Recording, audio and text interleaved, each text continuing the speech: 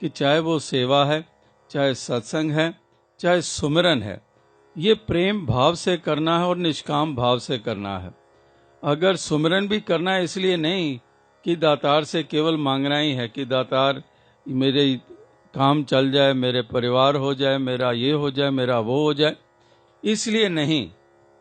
याद भी इसकी इसलिए कि दातार तू ही सब कुछ है, मैं ही तेरी अंश हूँ, तू मेरा मूल है।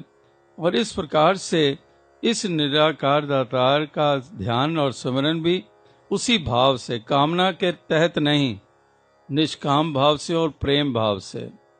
इसी प्रकार से सत्संग भी ये नहीं कि चलो सत्संग करते हैं, कहीं पर हमारे कनेक्शंस बनेंगे और मेरा ये दुनियावी काम हो जाएगा किसी ना किसी के द्वारा।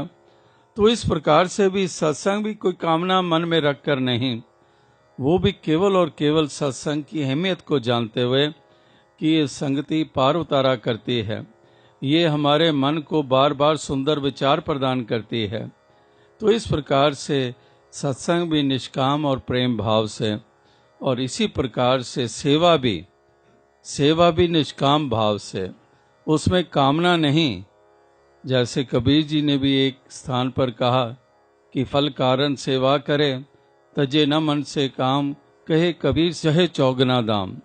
कि कहते हैं कि ये चौगना दाम चाहता है कि मैंने ये सेवा की, उसके बदले में मुझे इतना प्राप्त हो जाए।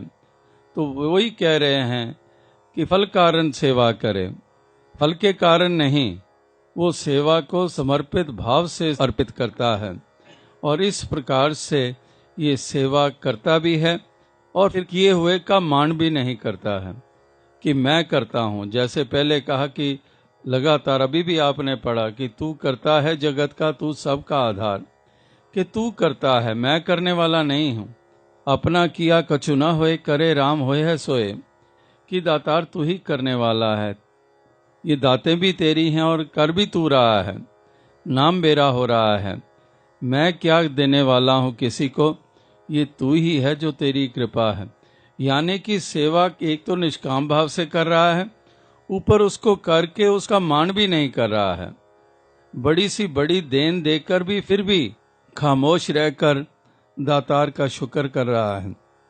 तो इस प्रकार से ये तन मन धन और की सेवा, ये सुमिरन, ये सत्संग, ये भक्ति के ऐसे महत्वपूर्ण अंग, यही भक्त हमेशा निभाने के लिए हमेशा उत्साहित रहता है।